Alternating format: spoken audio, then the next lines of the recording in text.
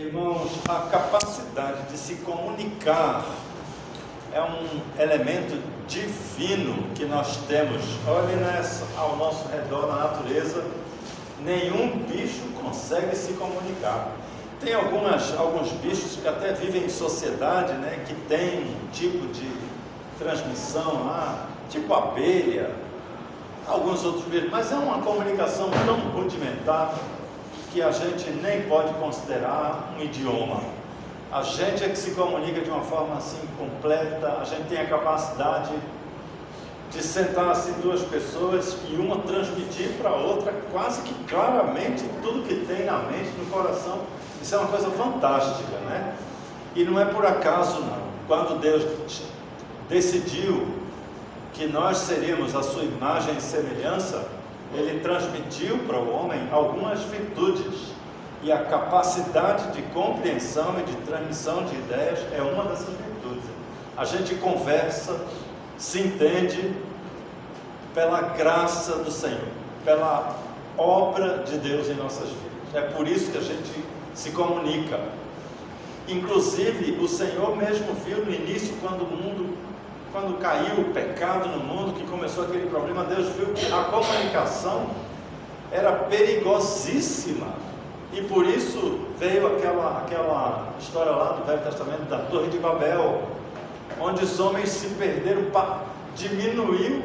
O Senhor diminuiu a nossa capacidade de compreensão, para frear o crescimento do homem, onde a gente vê que grande poder que é a comunicação, não é verdade? E depois que Jesus veio e resolveu o problema do pecado, não há mais o problema do pecado, não é isso? Jesus resolveu. Antigamente tinha um dito popular que dizia: para tudo tem solução, menos para a morte, né? Aquele ditado caído, tem uma solução para a morte, que é Jesus. Jesus resolveu todos os problemas, né? E com a solução disso, não precisava mais a gente ter limitação de comunicação. A morte de Jesus abriu a nossa comunicação com Deus. Hoje nós podemos orar por causa da obra de Jesus.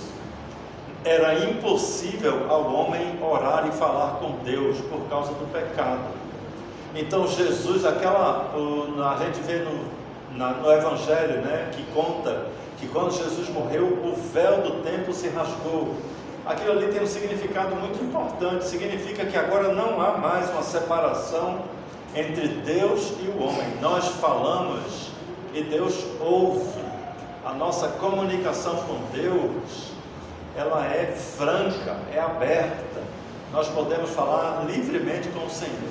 E é claro, irmãos, eu acho que se fosse a primeira vez que eu fosse pregar no culto de oração com a gente, eu ia pregar isso aqui. Eu não vou saber qual foi a primeira coisa que eu preguei no nosso culto de oração aqui. Eu não sei. Mas muito provavelmente tenha sido isso aqui.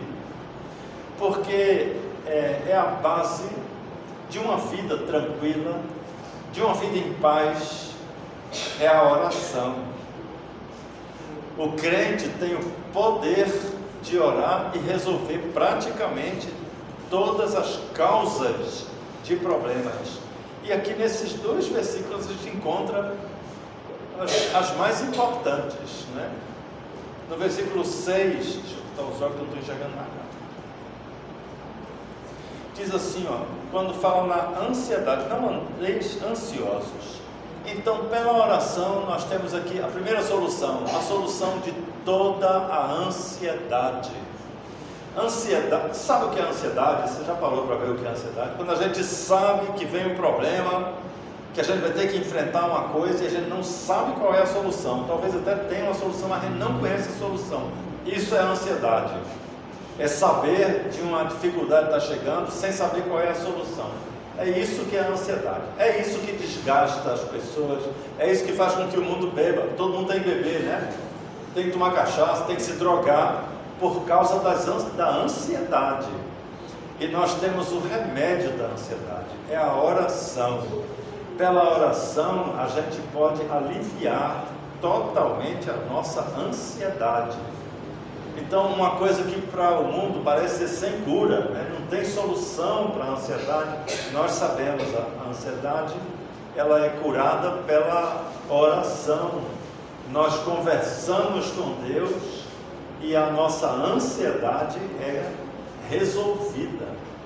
E não é depois, assim, uma semana, não. Eu tenho insistido muito nessa ideia, porque tem muita gente que pensa que Deus responde quando Ele quiser.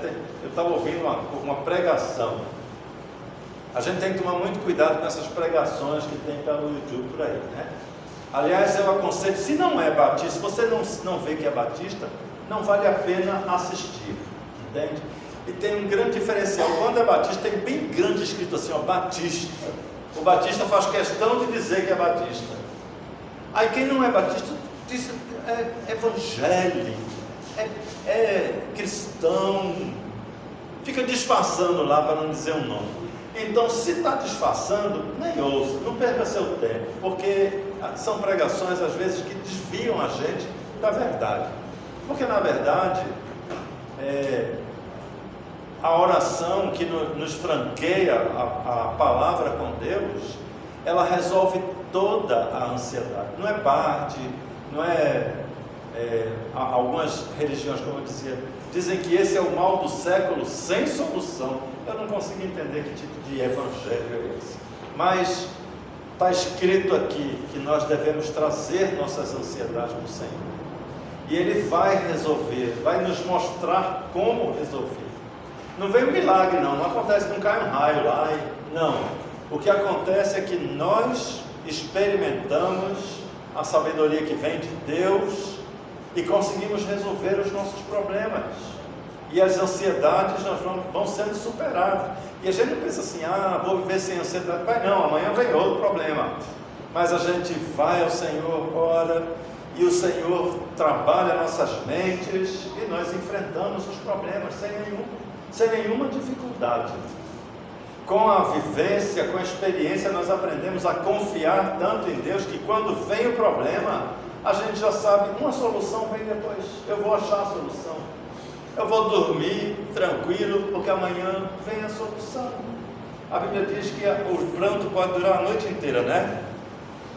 Mas o sorriso vem pela manhã, vem, porque o Senhor ilumina as nossas mentes para resolver todos os nossos problemas. E nunca vai sobrevir em nossas vidas o que nós não podemos resolver. Então, queridos, a nossa oração, a nossa conversa com Deus resolve as nossas ansiedades e também resolve outras coisas. O texto continua, dizendo, vamos trazer ao Senhor as nossas petições. A gente pede a Deus o que a gente precisa, ou seja, pela oração nós somos supridos por Deus de tudo o que precisamos. O que você precisa aí? Pensa aí, não precisa dizer. Eu sei de um monte de coisa que eu preciso. Eu tinha que fazer uma lista aqui, vai faltar papel, porque eu preciso de um monte de coisa. Mas o Senhor pode prover o que eu preciso. O que é que Deus não tem acesso? O que é limitado para Deus? Não tem limite. A única limitação entre nossas petições e a resposta de Deus são os motivos da nossa petição. Se a gente pedir mal, a resposta é não. Se a gente pedir para gastar com nossos deleites, a resposta é não. Se a gente pedir para o mal do outro, a gente não pensa assim, aquele cara não merece nada e pede para um raio cair em cima dele, a resposta é não. Mas quando os nossos pedidos estiverem ligados à vontade de Deus, a resposta é sim. Quando a gente tem as nossas necessidades materiais precisam ser resolvidas para a glória de Deus, a resposta é sim, seja ela qual for. Não tem limite de dinheiro, não tem limite de volume, não. Deus é o provedor de tudo o que nós precisarmos para fazer a vontade dEle, para sermos úteis na obra dEle. Ele vai suprir tudo o que precisamos. Quando fala nas necessidades, são as necessidades que temos para glorificar a Deus. A nossa único sentido de viver. O propósito de vida do ser humano é glorificar a Deus. É que às vezes a gente pensa, é que eu queria isso, mas a gente bota isso tudo de lado e o que a gente quer é glorificar a Deus. E Deus vai suprir tudo o que é necessário para que nós possamos ser crentes que glorificam a Ele. E o versículo 7 continua dizendo, né? E a paz de Deus, que excede qualquer entendimento, vai além do que a gente pode imaginar. Quem ora, quem tem uma vida de oração, vive em paz, vive em tranquilidade. Pode estar no leito do hospital, pode estar no incêndio, pode estar na tempestade, tem tempestade, né? Chuva. Qualquer que seja o problema, a paz de Deus é o que domina o coração de quem se comunica com Deus, de quem tem um canal de conversa com Deus. Nunca vai faltar a paz de quem tem uma vida de oração. Então, queridos, a paz que nós precisamos não é a paz que o mundo tem, que o mundo quer, né? A paz que Vladimir Putin está tentando lá com Zelensky, ou a paz, aquilo não tem nada a ver com paz. Aquilo lá é conflito. O mundo confunde paz e conflito. A paz é a paz que Jesus dá. Jesus deixou bem claro, dizendo que eu vou deixar a paz, não é a paz que o mundo dá, é uma paz diferente. Não é a paz que vem de fora para dentro, é a paz que emana de dentro para fora, é a paz do coração. Então, essa paz é a paz que preenche a vida de quem tem uma vida de oração, de quem se comunica com Deus constantemente. Não é somente sexta-feira no culto de oração, mas é a semana inteira. Quem está sempre conversando com Deus, compartilhando com Deus, fazendo Deus participar de tudo que a gente vive, a paz de Jesus enche o coração. Mesmo que esteja diante de problemas, nunca vamos perder o vínculo com a paz do Senhor. E essa paz traz os dois últimos benefícios, né, que a gente vê no versículo 7 aqui.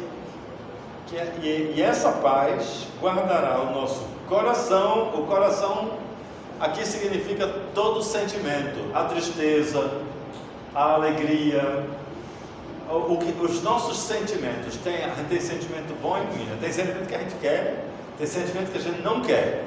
A paz de Deus é o que governa esses sentimentos. Então quem está em paz com Deus não vai ter medo de tristeza, não tem medo de aflição, não tem, está esperando pela manhã sempre com alegria, porque a paz de Jesus é que manda no nosso coração, é que faz com que nossos sentimentos sejam sempre bons.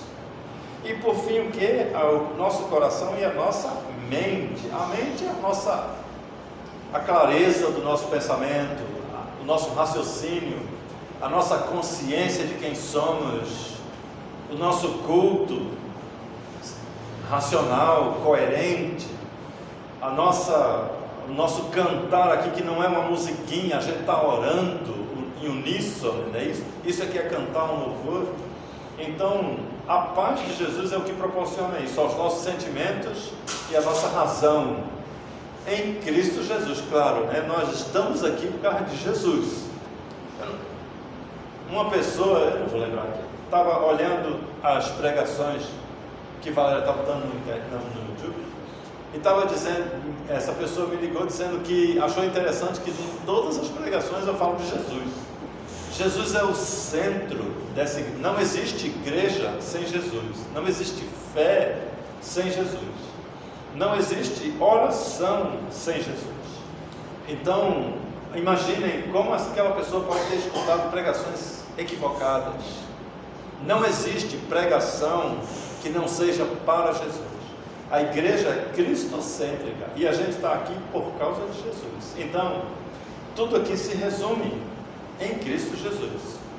Nós somos felizes, vivemos em paz, temos tranquilidade, temos racionalidade, consciência, inteligência, sabedoria por causa de Jesus. E quando deixa de ser por causa de Jesus, essas coisas começam a decair. Então, para a gente não perder o vínculo com a perfeição, vamos usar nosso canal de comunicação com Deus. falar com o Senhor todo dia. Amanhã é sábado, não é isso? Eu não sei se tem churrasco, eu não sei como é que é o sábado de cada irmão, mas vamos abrir os olhos de manhã buscando a nossa comunicação com Deus, porque é isso que faz a gente se livrar da ansiedade, resolver todas as nossas necessidades, encher nossos corações de paz e nossa mente de inteligência. Amém? Amém. Vamos perguntar ou comentar?